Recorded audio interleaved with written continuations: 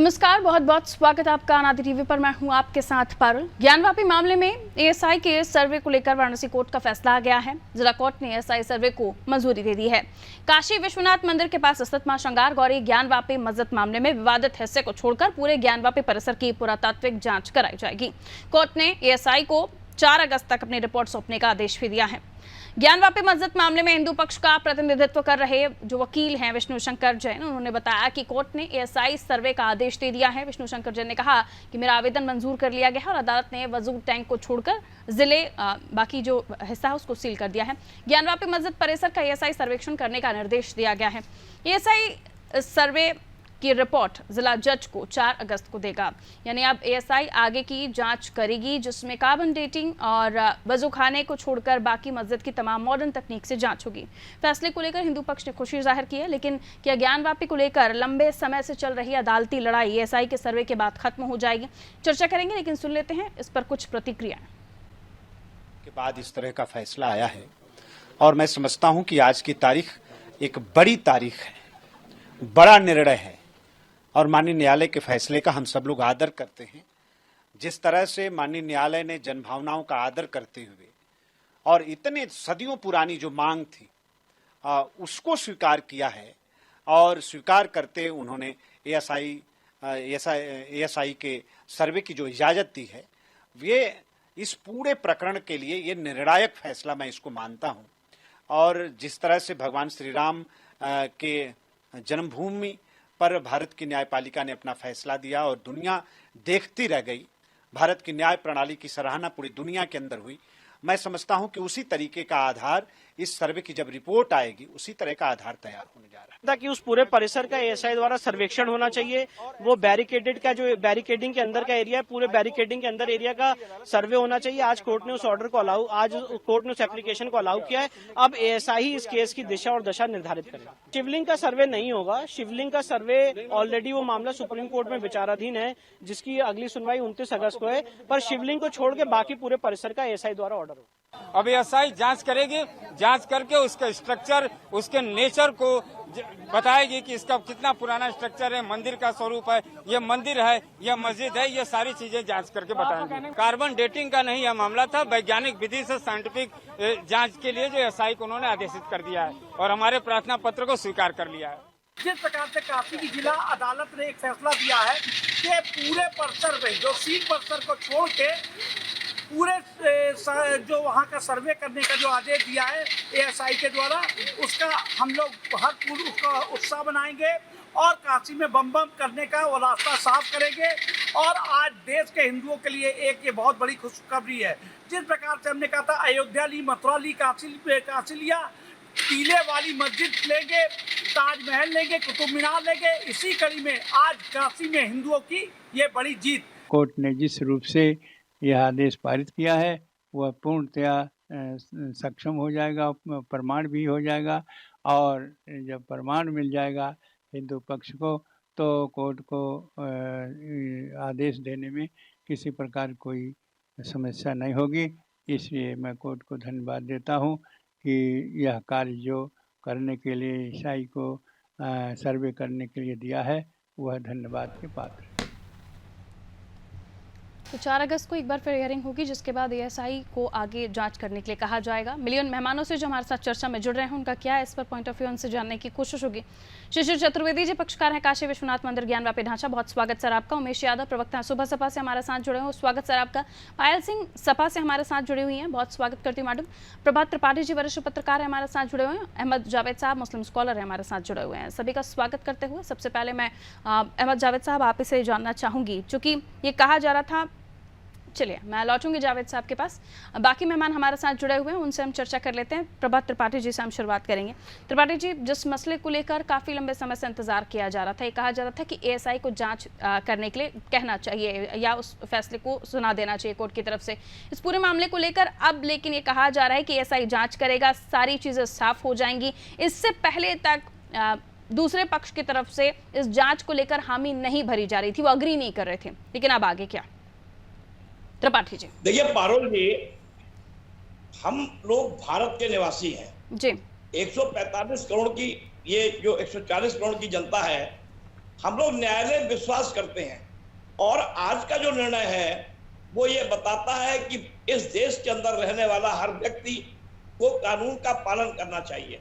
हम लोग चाहते तो संख्या बल के आधार पर अपना निर्णय कर लेते, लेकिन 500 साल से जो चीज विवादों में रही और ये दुनिया के सामने है, हमारे भारत के सामने नहीं दुनिया के सामने, कि आक्रांताओं ने जिस तरीके से मंदिरों को तोड़ के मस्जिदें बनाई और अब ये एक एक प्रूफ आ रहा है, कोर्ट के द्वारा आ रहा है, साइंटिफिक वैज्ञानिक दृष्टिकोण से सामने आ रहा है। और जिस तरीके से 500 साल बाद भगवान राम की नगरी अयोध्या में आज मंदिर का निर्माण लगभग आधे से ज्यादा हो चुका है, पूरा उद्घाटन समारोह होगा, लोग दर्शन करेंगे। मैं पारुल जी एक बात कहना चाहता हूं बस, कि आज जो ये निर्णय आया है, ये निर्णय उसी कड़ी पे है एसआई को जब इस पूरे चीजों का, विवादों का जो पूरा सर्वे करने की 4 अगस्त तक रिपोर्ट देने की बात कही गई है।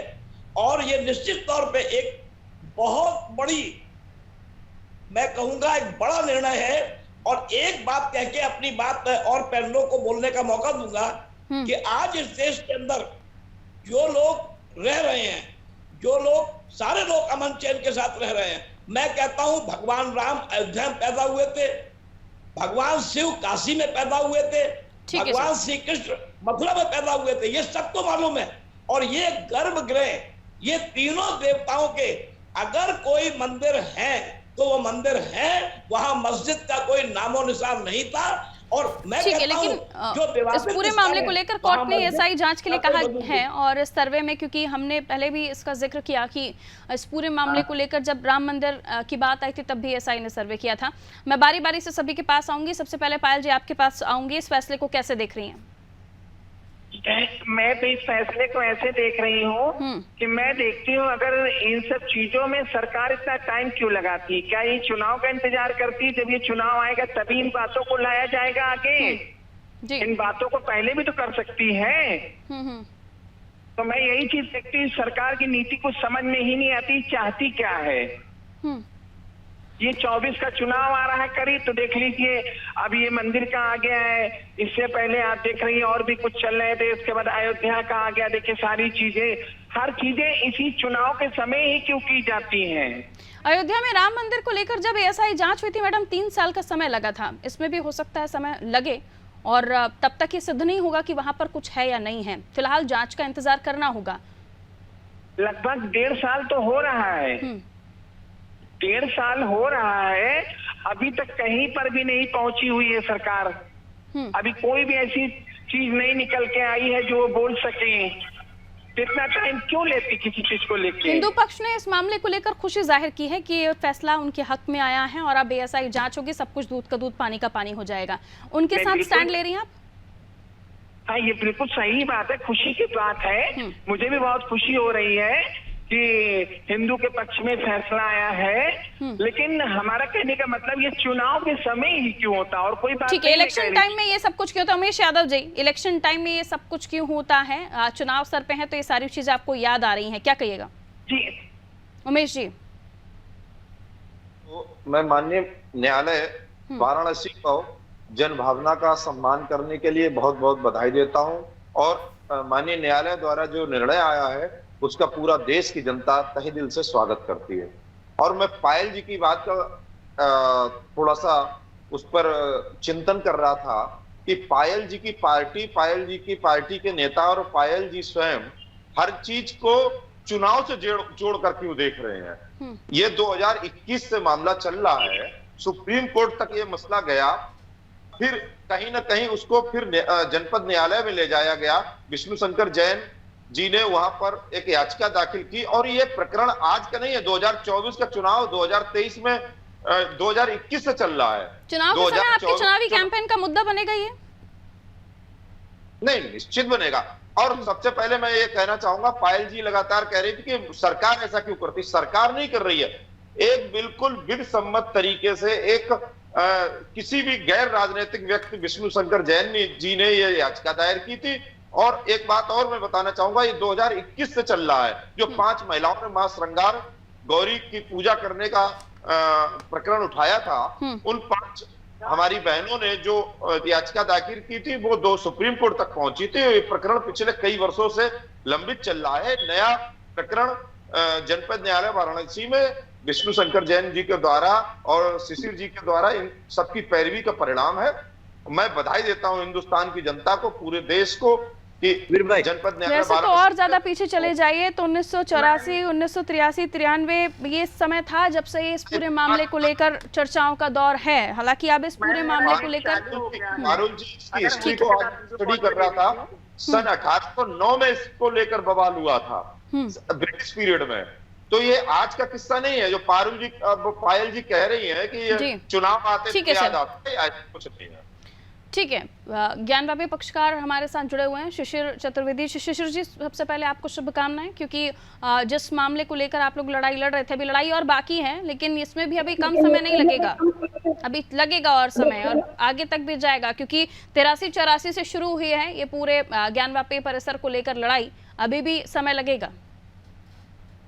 शिशिर जी, पहले तो शिशिर जी रुक जाइए, मैडम शिशिर जी की बारी है, रुक जाइए। मैं सभी सनातन धर्मियों को बहुत बहुत बधाई देता हूँ।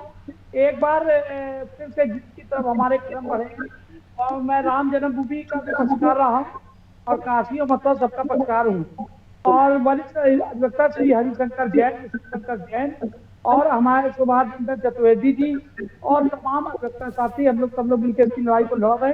जब ये मुकदमा फाइल हुआ था हमने वहाँ मौजूद था, और उस दरमियान के बाद जिस प्रकार से राम जन्मभूमि मुकदमे में के मोहम्मद जो एएसआई से थे, उनकी अध्यक्षता में जिस प्रकार से जांच की गई थी, वो मील का पत्थर साबित हुआ था। ठीक इसी प्रकार से इस मुकदमे में अब ये मील का पत्थर साबित होगी ये जांच।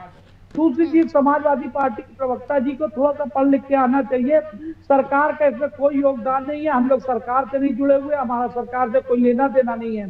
ये पूरा का पूरा मामला अदालती है, सरकार से इससे क्या लेना देना है, इसको कहना इसको जो फैसला दिया है अदालत ने दिया है, तो उस पर इनको बात करनी चाहिए। इन्होंने राम भक्त पे गोलियां चलवाई, आतंकवादियों को रिहाई के आदेश दिए, तो इनका चिंतन स्वाभाविक है कि ये एक वर्ग को खुश करने के लिए ऐसी बातें चैनल पे आके करते हैं। और ठीक है, लेकिन इस मामले में अगर आगे और बड़े कोर्ट का दरवाजा खटखटाता है मुस्लिम पक्ष, तो आप क्या करेंगे? देखिए, हम लोग पल पल इसकी लड़ाई को लड़ेंगे और इसको जहां तक इसको अंजाम तक पहुंचाने का प्रयास करेंगे। और जावेद अहमद साहब मुस्लिम स्कॉलर है, हमारे साथ जुड़ गए, लौटूंगी सर आपके पास। जावेद साहब, इस डिसीजन को कैसे देखते हैं आप? सबसे पहले फर्स्ट रिएक्शन आपका। शुक्रिया मैम, आपने मुझे मौका दिया बात करने का। इसमें जो सबसे महत्वपूर्ण बात है, जैसे कि कोर्ट ने इस बात की इजाजत दी कि एएसआई जो है उसका सर्वे करे, लेकिन उसमें एक एग्जम्पशन है। सुप्रीम कोर्ट ने अपने फैसले में कहा था कि जो वजू खाना है, जहाँ से प्रॉब्लम एराइज हुई थी, जहाँ पे डिस्प्यूट हुआ था कि वो फव्वारा जो है शिव जी का से उसके वो पार्ट हैं, तो वो उस पे उसने कहा है कोर्ट ने कि आप जो है इसकी बात को छोड़ के सारा उन चीज़ों का परीक्षण करें। नंबर 1। नंबर 2, आप इसको अगर पूरा प्रॉस्पेक्ट को देखेंगे, पूरे लार्जर प्रॉस्पेक्ट में देखेंगे, तो मैम ये सुप्रीम कोर्ट ने हफ्ते रोज पहले इस बात को संज्ञान में लेते हुए भारत सरकार से 3 महीने के अंदर अपना स्पष्ट क्लियर करने की और उनकी अपने पॉइंट ऑफ व्यू को क्लियर करने के लिए कहा है कि 1991 जो वर्शिप प्लेस एक्ट है, क्या ये इसके रहते हुए जितनी हिंदुस्तान की मजहब के मानने वाले जो 1950 से पहले जो एग्जिस्ट कर रहे हैं, क्या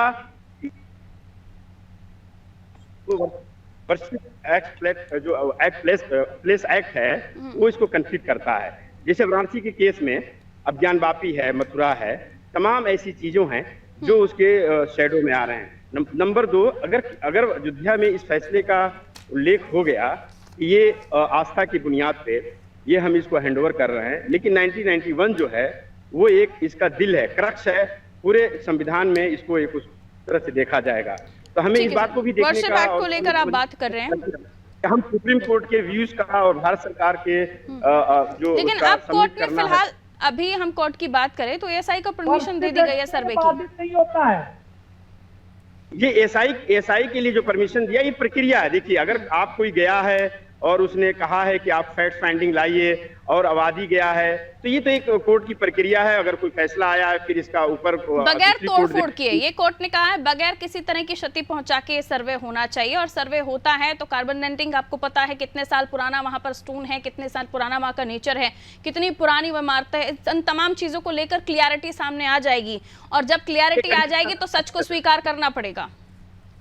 कंडीशनल है, देखिए स्वीकार करना, अब मैंने आपको फिर से मैं बैकग्राउंड में ले जा रहा हूं कि जब सुप्रीम कोर्ट ने फैसला सुनाया बाबरी मस्जिद में, सारे तथ्यों को दुनिया के सामने रखा और उसने ये कहा कि ये आस्था पे चीजों को मानते हुए हमारे जो हमवतन भाई हैं उनको दिया जाए, प्रोवाइडेड कि कोई ऐसा साबुत नहीं मिला था कि ये तोड़ा गया और ये जो चार इल्जाम था, तो आप उसको जजमेंट में जा सकती हैं। दूसरा पॉइंट इसी से लिंक किया कि 1991 के इस मुल्क के सेक्युलर फैब्रिक और तमाम मजहब के मानने वालों के लिए ये एक उसने डायरेक्शन दिया कि ये उसकी आत्मा है 1919 वर्ष से पहले, ताकि ये डिस्प्यूट खत्म हो। लेकिन अगर ऐसा चलता रहेगा तो ये निरंतर प्रक्रिया है। हमें जहां पे 5 क्लियर, ठीक है, अगर इस चीज को वर्थ होता सर, तो इस बात का वर्थ होता तो शायद इसको सुनने योग्य मामला जो माना गया था वहीं पर ही कॉन्फ्लिक्ट आ जाता कि सुनने योग्य मामला ही नहीं माना जाता।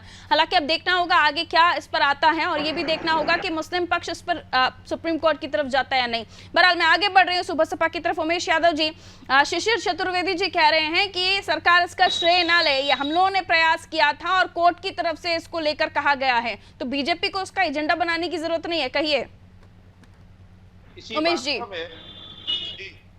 पारुल जी, मैं इसकी वार्ता में सबसे पहला मेरा स्टेटमेंट था, जो शिशिर जी कह रहे थे वही मैं कह रहा हूं कि ये कोर्ट का विषय है। जो सपा की हमारी बहन कह रही है, समाजवादी पार्टी के प्रवक्ता, उनको शायद संज्ञान नहीं है, वो व्यस्तता के कारण पूरे मुझे लग रहा है कि निर्णय को जान भी नहीं पाए और उन्होंने जल्दबाजी में निर्णय दिया। इसमें सरकार का, किसी व्यक्ति विशेष का कोई योगदान नहीं है। कुछ अधिवक्ता वकीलों के द्वारा एक रिट दाखिल की गई, उस पर जिला जज महोदय ने वाराणसी के ये फैसला दिया, और चूंकि अभी इसमें 4 तारीख को अभी तो डायरेक्टर को पेश होना है अदालत के सामने एएसआई के, उसके बाद बहुत सी प्रोसेस बाकी है और अभी लंबी प्रोसेस है। लेकिन सबसे बड़ी बात, मैं देसी भाषा में एक बात कहना चाहूंगा जो बहुत जनसाधारण को समझ आ जाने, बातों में जाऊंगा तो चीजें जनसाधारण तक नहीं पहुंच पाएंगे।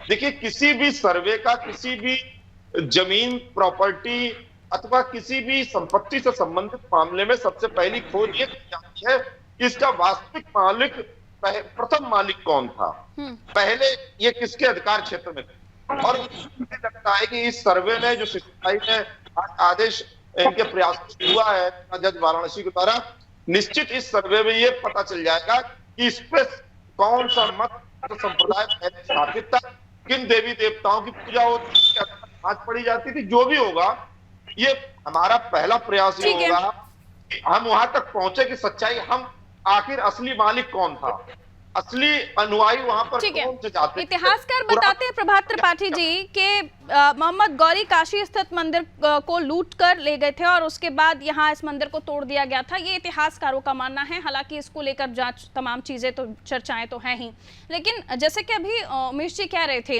कि पहला मालिक कौन। देखिए पारुल जी, जिस बर्सिप एक्ट की बात की जा रही है, उस बर्सिप एक्ट में यथास्थिति बनाए रखने की बात थी और है। लेकिन आज जो निर्णय आया उसमें जिस तरीके से तहखाने में अवशेष हमारे भगवान के पाए गए और तहखाने के ऊपर ही मस्जिद बनाई गई है, तहखाने में शिवलिंग होने की बात भी कही जा रही है। कोर्ट ने कहा है कि यथास्थिति वैसी रहेगी और सुरक्षित रखा जाए, और सर्वे करने का अधिकार एएसआई को है, वो सर्वे कर रही है। किसी को घबराने की जरूरत नहीं है। इस देश के अंदर हिंदू मुसलमान सब भाई भाई की तरह रहते हैं। ये कुछ लोग हैं, नेता लोग, जो हिंदू और मुसलमान को भड़काने का प्रयास करते हैं। ठीक है, लेकिन जावेद साहब ये कह रहे हैं, शिशिर जी, कि अगर इसी तरह से उस वर्शिप एक्ट को अगर नहीं मानेंगे या उस पर उसको इतना नहीं हाइप दिया जाएगा, तो इस तरह के मामले आने वाले समय में आते रहेंगे। शिशिर जी 30 सेकंड में कंप्लीट कीजिएगा। देखिए, वर्शिप एक्ट क्या है? वर्शिप एक्ट ये कहता है 1947 में जो दशा थी वो बनी रहे। तो वो दशा के बारे में बता दें। 1993 तक वहां पूजा होती रही है श्रृंगार गौरी मामले में। समाजवादी पार्टी की सरकार ने पूजा को रुकवाया था। पायल जी, समाजवादी पार्टी ने उस पूजा को रुकवाया था और अब आप कह रहे हैं इस मामले को चुनावी समय में आप उठा रहे हैं, जबकि मामला तो सालों पुराना है। नहीं तो हम ये कह रहे हैं वर्षिप है कि आप बाधित नहीं होता। ठीक है, 30 सेकंड में पायल जी 30 सेकंड। समाजवादी पार्टी हो, ठीक है शिशिर जी समय कम है। आपने सवाल रखा तो उनको जवाब देने दीजिए। ठीक है शिशिर जी प्लीज। पे एक भव्य मंदिर फिर से बनेगा। पायल जी कहिए, आवाज दीजिए पायल जी की। ठीक है, बहुत बहुत शुक्रिया आप सभी का हमारे साथ चर्चा में जुड़ने के लिए। उत्तर प्रदेश की हम बात कर रहे थे जहां ज्ञानवापी मामले को लेकर एएसआई को सर्वे करने के लिए परमिशन दे दी गई, इजाजत दे दी गई है। अब आने वाले समय में एएसआई इस पूरे मामले में जांच करेगा। तमाम तरह के जियोलॉजिस्ट और स्पेशलिस्ट जो होंगे, वैज्ञानिक होंगे, वो जांचेंगे। ये पता चल पाएगा कि आखिर कितना पुराना वो पूरा वहां पर स्टोन है, उससे पता लगेगा उसकी एज क्या है और तब जाके इन तमाम चीजों का खुलासा होगा। हालांकि ये कहा जा रहा है कि वर्शिप एक्ट को अगर देखें तो ये तमाम चीजों को चर्चा करने की आवश्यकता ही नहीं। अब देखेंगे आगे मामला कहां तक जाता है। दीजिए इजाजत, नमस्कार।